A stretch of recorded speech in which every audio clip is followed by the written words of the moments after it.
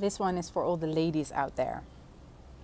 You want to have a good Christmas time. You want to have a better time with your partner. You want to be better at relating or receiving him. But you feel like, oh, he's not seeing me, he's not hearing me. You feel frustrated because of that. You feel alone. A lot of us women do in relationships. And here are some tips for you.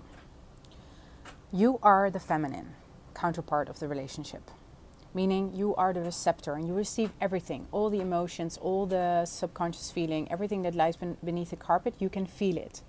A lot of what you're feeling is not yours, it's his.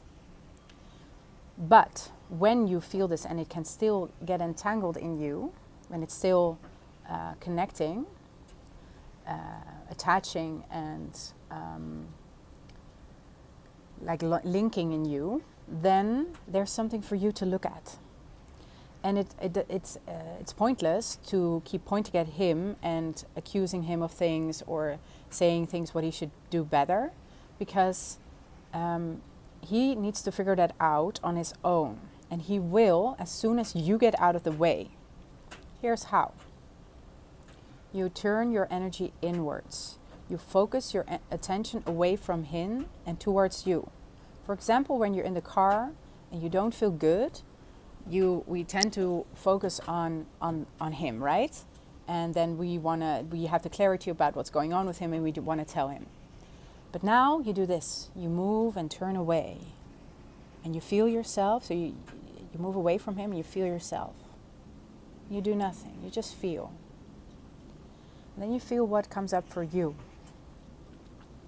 Maybe it's abandonment fear. Like maybe you're scared of something. And this fear, the thing that you're afraid of has already happened in your life, probably when you were a child. Whether you remember this or not, it has already happened. And because you've experienced it, you kind of expect it to happen again.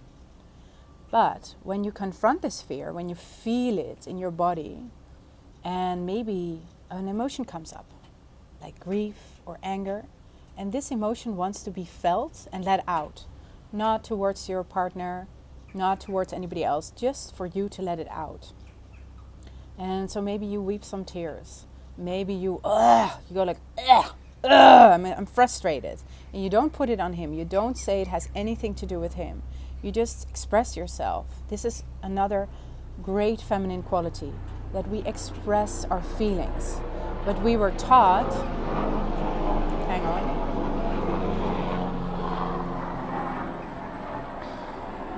We were taught to put it on the other, to unleash it on the other, to blame the other. But there's no one to blame. He's just reflecting back to you that's already inside you, a wound, a fear, pain that you carry with you from your past. And that wants to be seen, that wants to be loved. And loving it means you express it, you feel it, and you let it out. And you just say, I just feel sad. And you don't need to give an explanation. You don't need to explain yourself, except for the fact that you can tell him, like, it's really good that I express my feelings, because then they can go. Then they can leave me. And I feel better afterwards.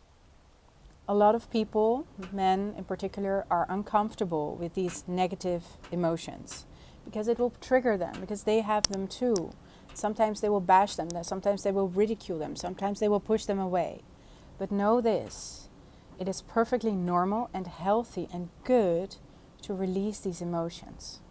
And when you learn to not unleash them anymore onto somebody else, you will feel and you will see that the fighting and the conflict stops, and that you can find peace in yourself.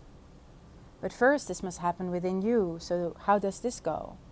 When he is ridiculing you or putting you down for having these emotions, you need to start telling yourself, no, it's okay, I have these emotions. I can lean back, like literally lean back and breathe.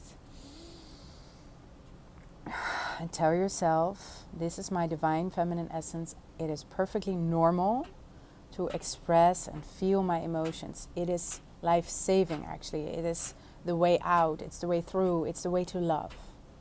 way to loving myself more and open my heart more.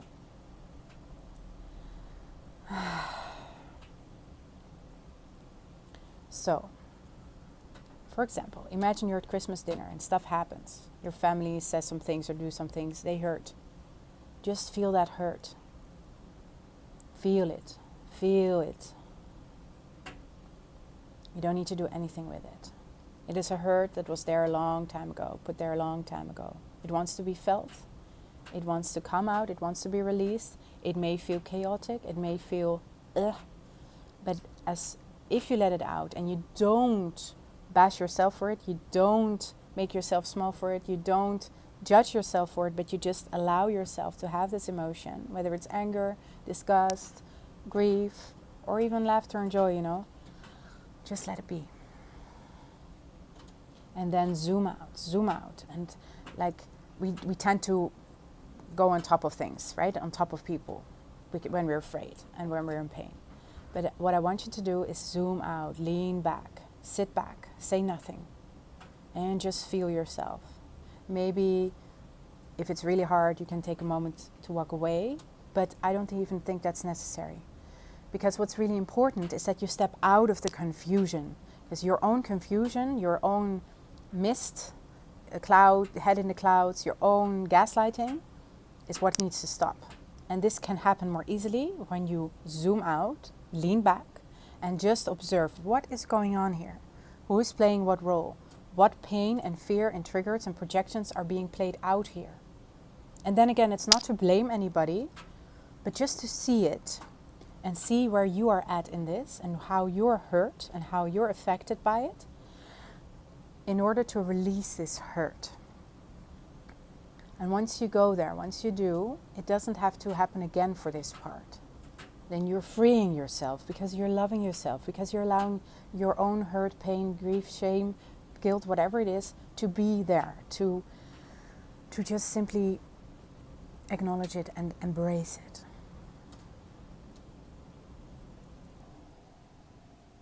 This gives way to true vulnerability. Because when you allow yourself to feel this, then people can actually see you. Your partner can start seeing you. It's like you turn naked. Like, oh, this is what I really feel inside. And when you become visible for who you really are and where you're really at and how you really feel, that and only then he can begin to see you. And this is what you want, right? You want to be seen, you want to be heard, you want to be received in his heart. And yes, there's a part that he needs to work on probably to open his heart and to be able to receive all that. Some men are there, some are not yet. That's okay. You move through it together. It begins with you allowing yourself fully to feel and express your feelings. Without having a solution, without needing an outcome, without you need to do this and this. Just feel it and surrender to it. And surrender to the not knowing how this can be fixed. You don't know. You don't need to know. He is going to figure it out, but he's going to need time and space and no judgment from you, no smothering, no being on top of him, because then he cannot think, then he cannot feel, then he feels like he's doing it wrong already and he's just backing off or pushing you away. But when you no longer push yourself away, because you're allowing all of your emotions, all of your hurts, then this load of the past comes off. The past pain, the past wounding. And it leaves a residue of just the truth, which is what is happening in that moment, right there and then. Maybe somebody is overstepping your boundary. Maybe somebody is saying something that is hurting you. And you're fully right to express that. Like, this doesn't feel right. This doesn't feel good. I want you to stop. When you believe in your boundaries, when you can hold them in your body, you don't need to scream or shout it. But if you're not there yet, it's okay to get angry. It's okay. It's okay to feel the power of anger, of fire running through you. And you can even say something like, look, if you're not willing to listen, it makes me want to push harder through anger until you hear me. And again, lean back, breathe, zoom out, look at what is going on. See what your own part in it is, and take only that. This is your medicine. This is your chance to claim your power and open your heart to love. It's happening right there and then. It's happening for you, not against you. And you don't need to save any of the people at the table, except for your children. If you have children, protect them. Tell them, Mommy is okay. I am in grief. I am in pain. I am in anger. I'm angry, but it has nothing to do with you. And I'm dealing with this, and I'm okay. And this will, well, they understand. They will know, okay, Mommy's got herself. I'm going to just go play or be here. Children are relieved when the truth comes out, and suppressed emotions are palpable. They feel it. It's tension in the room. But as soon as you own this feeling, they'll relax. And they're like, oh, okay, good. Now I know, I understand. This removes the gaslighting, the confusion for them. And yes, your partner also needs to go there, and he will in his own time. But you're most likely to go first because you're a woman and you feel everything. To be a woman is to be on a path to open, open, open, and open again, no matter what's going on. To find the power, to hold the boundaries, and to put them into effect, and therefore remain open to whoever is in the room, open from the heart. And this gives way to truly seeing your partner. Because when you're behind this wall of emotions and pushing away those emotions, pushing yourself away, disconnected from yourself, you cannot truly see your partner either. You cannot truly receive him either.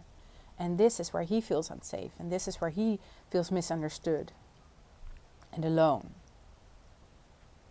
So when you can start to see, he is also hurt, he is also in pain, he's also struggling, he's also in confusion. And it's for him to work that out. You don't need to fix it. You don't need to mend it. Remember, you don't like it when people go into the practical right away and want to fix your problems. You just want to be seen and held. You just want to be loved. And so does he. So just love him. Look into the eyes and tell him, I don't know how to fix this, but I just want to be present for it.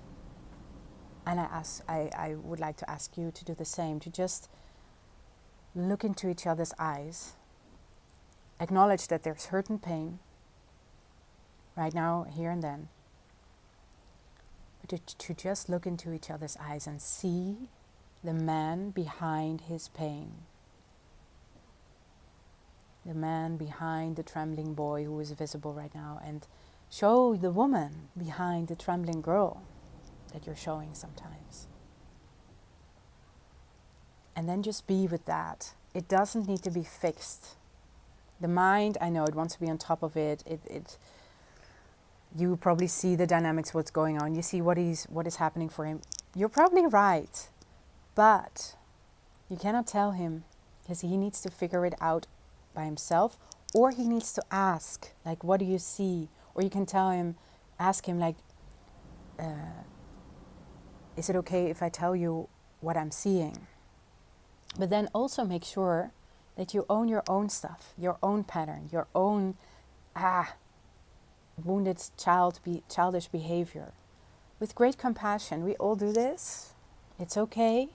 As soon as you own it, it's already less powerful, and it can calm down. And this is when the woman steps forward, and she's more present. And the woman is the adult. She can carry herself, and she can hold herself.